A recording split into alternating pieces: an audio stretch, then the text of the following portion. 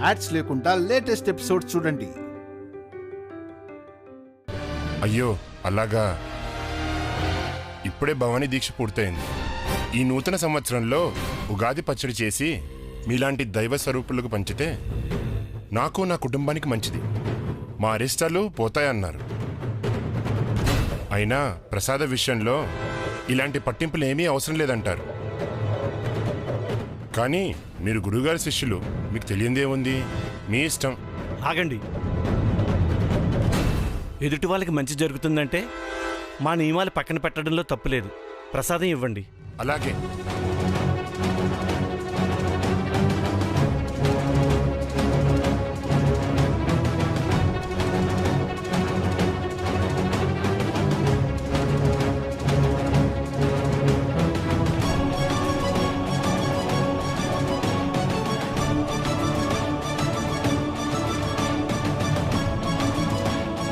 శభాష్ రా, సరైనోడిని తీసుకొచ్చావు. ఇక శిష్యుల పని అయిపోయినట్టే. గురువుకి మనకి మధ్య అడ్డు తొలగిపోయినట్టే.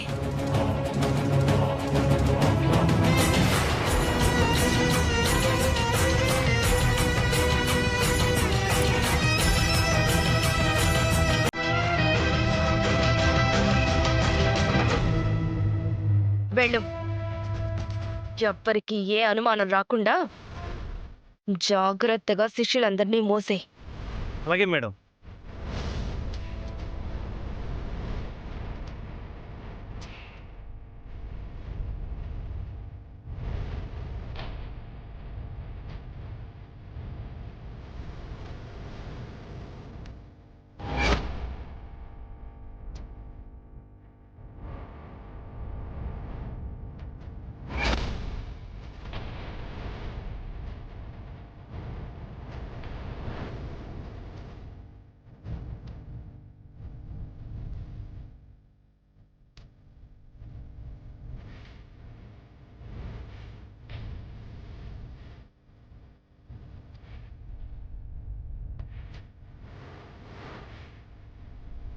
శిష్యులంతా ఏమైపోయారు? నమస్కారం రాజగురువు గారు.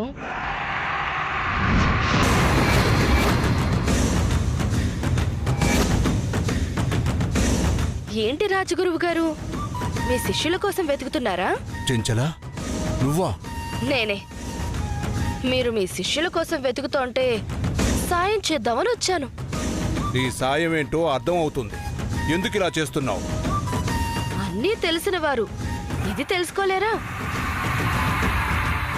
నేను ఆ కుటుంబం నాశనం కోరుకునేదాన్ని. మీరు అదే కుటుంబాన్ని కాపాడాలి అనుకునేవారు. ఇద్దరం రెండు విభిన్న ధృవాలం. అందుకే ఇలా కలవాల్సొచ్చింది. ఇప్పటికే చాలా పాపాలు చేశావు. ఇంకా మితిమీరితే మంచిది కాదు. చచ్చి బ్రతికిన దాన్ని నాకు మంచి చెడులతో పనేంటి గురువుగారు? ఆలోచించుకోవాల్సింది మీరు. అక్కడకు వెళ్ళి భవిష్యవాణి వినిపిస్తారో, ఇక్కడ మీ శిష్యుల భవిష్యత్తు గురించి ఆలోచిస్తారో మీరే నిర్ణయించుకోండి. ఆ నారాయణుడు నన్ను ఏ కార్యం మీద పంపించాడో అది చేసి తీరాల్సిందే. ఏం కార్యం? దశరథ రామయ్య వారసత్వాన్ని కాపాడే కార్యమా? అంటే మీకు మీ శిష్యుల ప్రాణాల కంటే ఆ పసిబిడ్డ ప్రాణాలే ముఖ్యమన్నమాట.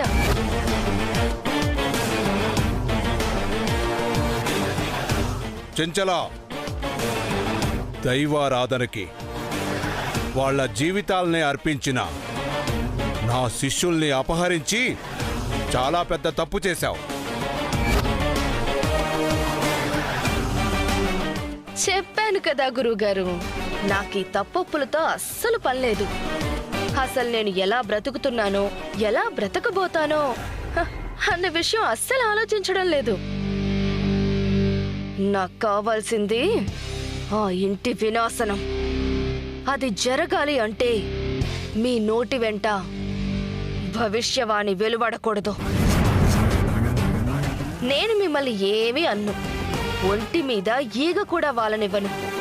ఏం చేస్తారో నిర్ణయం మీదే. వైదేహి కడుపులో బిడ్డ కోసం ఇంతమంది ప్రాణాలు బలి తీసుకుంటారా? ఆలోచించండి. చెంచల, తను ఆ నారాయణుడి వరం. మీరు ఎన్ని కుట్రలు చేసినా కుతంత్రాలు చేసినా ఆ బిడ్డను ఏమీ చేయలేరు. అది మేం చూసుకుంటాం. మీరు చేయాల్సింది మీరు చెయ్యండి. వరం అంటున్న ఆ బిడ్డని శాపంగా మార్చి దాన్ని అందరి పాలిట మరణ శాసనం చేస్తాం. ఇంతటి దుష్కార్యానికి పాల్పడుతున్న మిమ్మల్ని ఆ నారాయణుడు క్షమించాడు. నారాయణ, ఎందుకు నన్ను ఈ సంకట పరిస్థితుల్లో ఉంచావు? మీరు వెళ్లరని అర్థమైంది గురువుగారు. అది చాలు.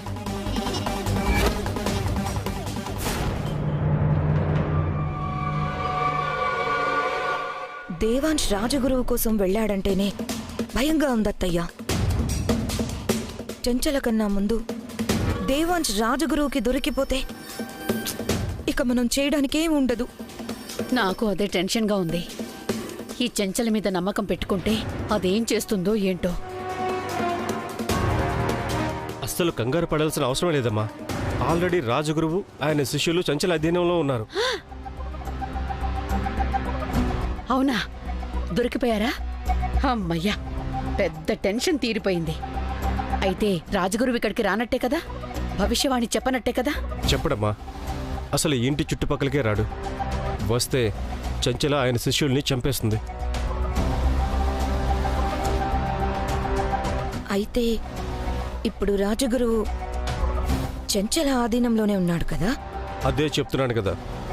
ఇప్పుడు చంచల ఏం చెప్తే అదే చేస్తాడు.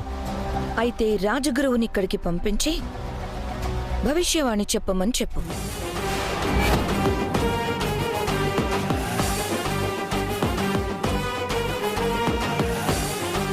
ఏం మాట్లాడుతున్నావు ఊర్మిళ? ఎప్పుడు నాకు బుర్రలేదు నాకు బుర్రలేదని తిడతావు. ఇప్పుడు నీకు బుర్ర పోయినట్టుంది. అవును ఊర్మిళ, రాజగురువు వచ్చి భవిష్యవాణి చెప్తే మన బండారం బయటపడుతుందనే కదా చెంచలతో కిడ్నాప్ చేయించాం. మళ్ళీ పంపించి భవిష్యవాణి చెప్పించమంటావేంటి? ఎందుకంటే ఇప్పుడు రాజగురువు గనక రాకపోతే ఆయనేదో చేశామని మనల్నే అంటారు. అంటే అనని. వాళ్ళు అనడం కొత్త కాదు, మనకి పడడం కొత్త కాదు. ఎప్పటిలాగే మనకేమీ తెలియదంటాం. ఒకవేళ చెంచల దొరికినా మనకేమీ సంబంధం లేదని చెప్తాం. అంతేగాని వాళ్ళకేదో అనుమానం వస్తుందని మనం భయపడి మన గురించి నిజాలు బయటపడేలా చేసుకుంటావా? నిజమే వాలి, కానీ మన అసలు లక్ష్యం మర్చిపోతున్నాం. వైదేహి కడుపులో పెరుగుతున్న బిడ్డ వరం కాదు శాపమని రుజువు చెయ్యాలి. రాజగురువుని రాకుండా ఆపినంత మాత్రాన అది జరుగుతుందా?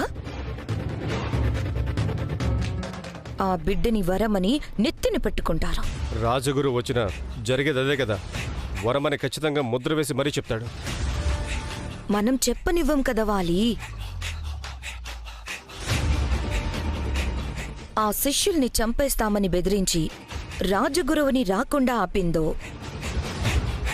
ఇప్పుడు వాళ్లని చంపుతామని బెదిరించి రాజగురువు చేత వైదేహి బిడ్డ వరం కాదు శాపం అని చెప్పిస్తాం. రాజగురువు మాటంటే ఈ ఇంట్లో రాజముద్ర. ఆయన ఈ మాట చెప్పిన వెంటనే మన చేతికి మట్టంటకుండా అత్తయ్య బామ్మలే వైదేహి కడుపులో బిడ్డని కడతేరుస్తారు. ఊర్మిళ చెప్పింది కూడా కరెక్టేరా? ఇదే కరెక్ట్ అత్తయ్య.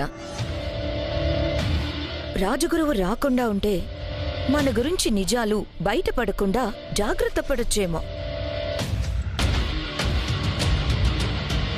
కానీ వచ్చేలా చేస్తే నిజాలు బయటపడకుండా చూడడంతో పాటు మనం అనుకున్నది కూడా జరుగుతుంది.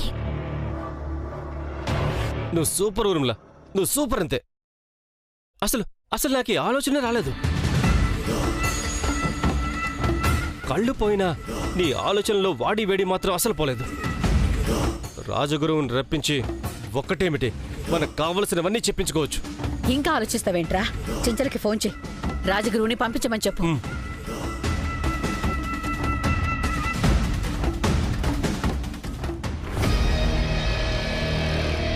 పాపం పిచ్చి గురువు ధ్యానం చేస్తే దేవుడు దిగొచ్చి ఇంటికి తీసుకెళ్ళిపోతాడనుకుంటున్నాడేమో. దేవుడైనా సరే ఈ చెంచలని దాటి వెళ్లాల్సిందే. అది జరగని పని.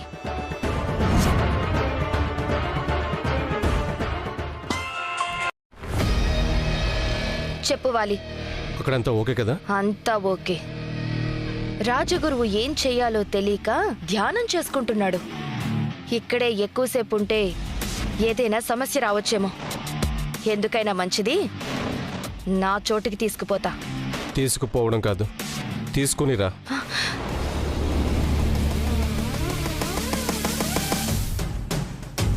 అక్కడికి తీసుకురావాలా? నీకు మతేమన్నా పోయిందా?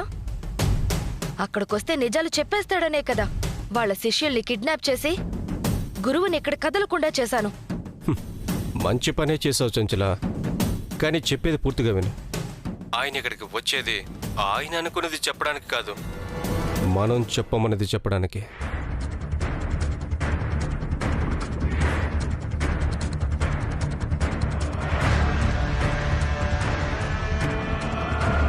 అర్థమైంది. ఏ భయంతో ఇక్కడి నుంచి కదలకుండా చేశానో అదే భయంతో అక్కడకు పంపి మనకి అనుకూలంగా చెప్పేలా చేస్తాను.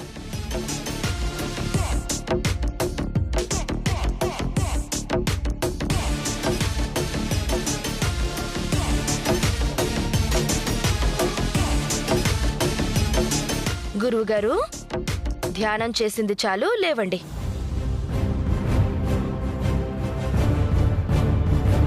అక్కడికి వెళ్ళాలి అని కళ్ళు మూసుకుని దేవుణ్ణి గట్టిగా మొక్కుకున్నారు కదా. మీ కోరిక ఫలించినట్టుంది. ఇప్పుడు మీరు దశరథ రామయ్య ఇంటికి వెళ్ళొచ్చు, భవిష్యవాణిని చెప్పొచ్చు. నిజంగానా? నా శిష్యులెక్కడా? నా దగ్గరే భద్రంగా ఉంటారు. అక్కడకు వెళ్ళి మేం చెప్పమన్నది మీరు చెప్పేంత వరకు.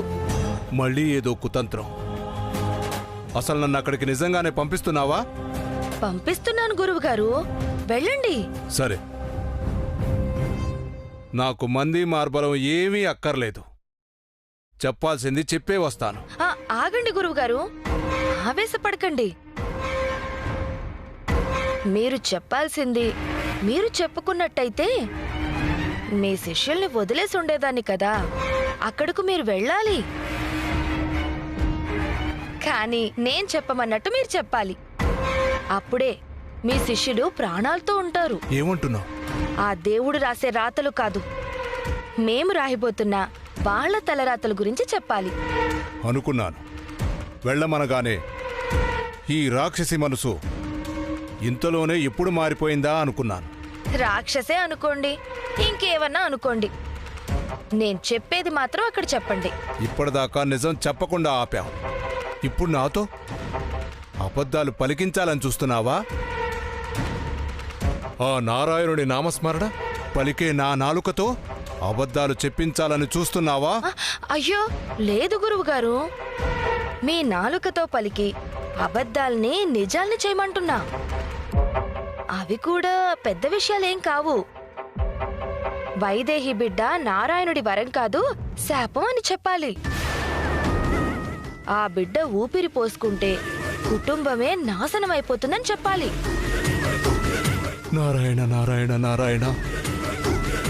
వినటానికి కూడా పనికిరాని విషయాలు పలకమని చెప్తున్నావా? నా వల్ల కాదు. కలలో కూడా ఈ మాట చెప్పలేను. అయితే కళ్ళ ముందే మీ శిష్యులు చావడం చూస్తారు. ఇంక వేరే దారి లేదు గురువుగారు, వెళ్ళండి. అక్కడ ఆ పిండం పోవాలని చెప్తేనే ఇక్కడ మీ శిష్యులు ప్రాణాలతో ఉండేది. అలాగే దశరథ రామయ్య చావు గురించి మీకేవో తెలిసే ఉంటుంది కదా, దాని గురించి మీరు అస్సలు మాట్లాడకూడదు. ఆ విషయం గురించి ఇంకా మాట్లాడడానికి ఏముంటుంది? దశరథ రామయ్య చావుకు కారణం మీరేనని పసి పిల్లవాడిని అడిగినా చెప్తాడు. కానీ మీరు చెప్పడం వేరు కదా. శంఖంలో పోస్తేనే తీర్థం అవుతుంది గురువుగారు. అందుకని మేం చెప్పాల్సినవి చెప్పి వద్దన్నవి మానేసి మీ శిష్యుల్ని కాపాడుకోండి. వెళ్ళండి. వెళ్తాను. ఆ నారాయణుడు నా నోటి నుంచి అబద్ధాలు పలికించడనే నమ్మకంతోనే వెళతాను. అందరి మంచి ఆ నారాయణుడే చూసుకుంటాడన్న విశ్వాసంతో వెళతాను. కానీ నువ్వు చేసే పాప పర్యవసానాన్ని ఎదుర్కోవడానికి సిద్ధంగా ఉండు.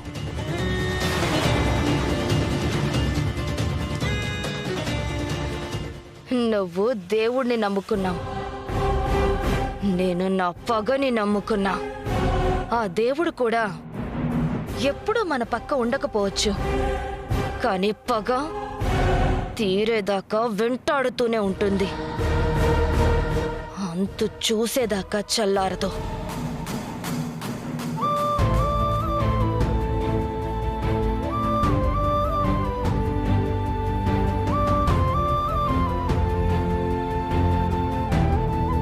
ఆ ప్లేట్ ఇలా ఇవ్వమ్మా. తొందరగా కానీ వైదేహి, గురువుగారు వచ్చేస్తారు. పూజకి కావలసిన ఏర్పాట్లు చేయాలి. అయిపోతుందమ్మమ్మా.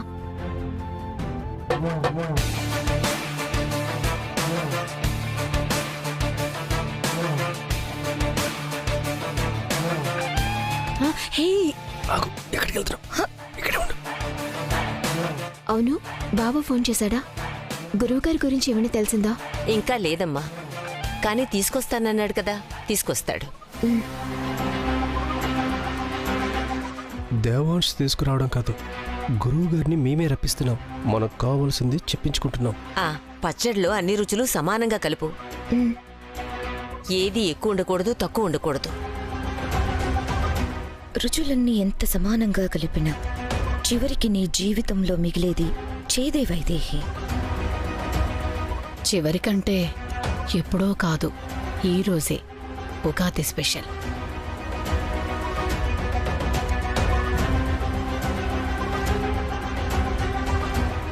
ఏంటి ముగ్గురు జతకట్టి ఏదో ఆలోచిస్తున్నట్టున్నారు? ఏం ఆలోచిస్తాం లక్కీ? ఉగాది పచ్చడి చేస్తున్నారు కదా, మేము అందులో పాలు పంచుకుందామని వచ్చాం. ఓహో, కుట్రలు కుతంత్రాలు మాత్రమే కాదు, పండగల్లోనూ పచ్చళ్ళలోనూ పాలు పంచుకునే అలవాటు కూడా ఉందా? ఏంటండి మీ ఉద్దేశం? పండగ పూట కూడా ప్రశాంతంగా ఉండనివ్వరా? లక్కీ, పండగ పూట కూడా గొడవేంట్రా? అంతే బామ్మగారు, మేం చెడ్డవాళ్ళం. అటు కాదే, ఇటు ఇట్రా. అదే, మమ్మల్ని చూడగానే అనుమానాలు వచ్చేస్తాయి.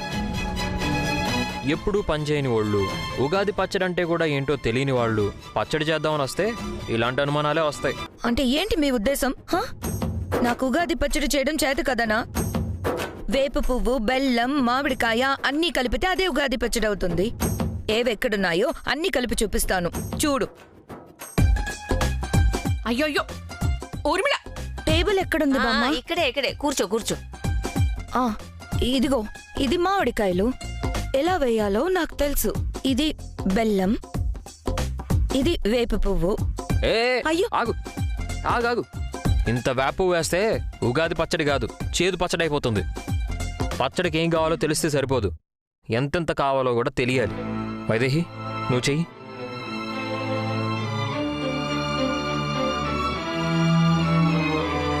వెయ్యనివ్వండి బావగారు.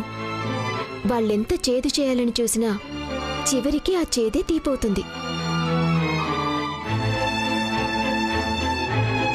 అది నిజమేలే. అవును, దేవాంశ్ రాజగురువుని తీసుకురావడానికి వెళ్ళాడు. అయినా మీ ముగ్గురులో ఏమాత్రం బెదురు భయము లేదంటే నాకేదో తేడా కొడుతుంది. రాజగురువు వస్తే మేమెందుకు భయపడాలి బ్రదరు? ఎందుకేంటి, బయటపడకూడని నిజాలు బయటపడతాయి కదా. బయటపడితే బయటపడి, తప్పు చేసేవాళ్ళు భయపడతారు, మేమెందుకు భయపడాలి?